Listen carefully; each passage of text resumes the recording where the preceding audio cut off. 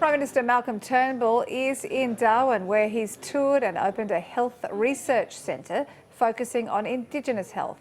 But it's the 99-year lease of the Darwin Port which is dominating his brief visit to the top end. The Prime Minister visiting Darwin briefly, the first time since taking the top job, his every move closely followed. Just relax, pretend they're not here. Touring and opening a more than $40 million research centre at Menzies Health with a primary focus on Indigenous Australians. This centre is absolutely critical in the fight to ensure better health for Indigenous Australians. The crippling conditions affecting First Australians more than any other brought into focus for Mr Turnbull. We are developing fetal alcohol spectrum disorder prevention and health promotion resources to reduce the impact on Indigenous Australians nationally. We also lead the national pilot of an alternative pathway for bowel cancer screening, seeking to massively increase uptake amongst Indigenous Australians.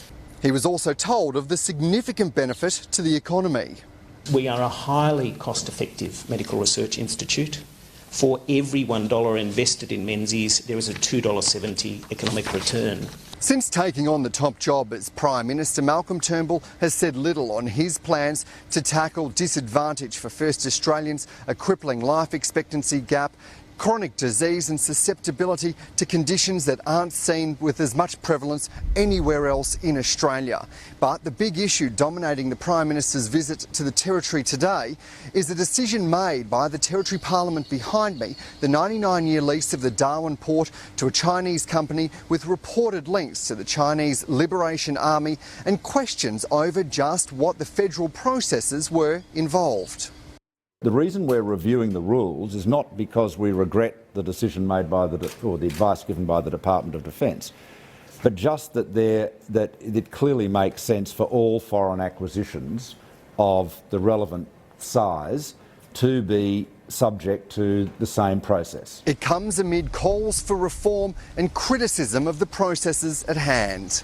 A redesigned FIRB, I think, is something that needs to happen essentially as part of a government internal assessment of what needs to be done.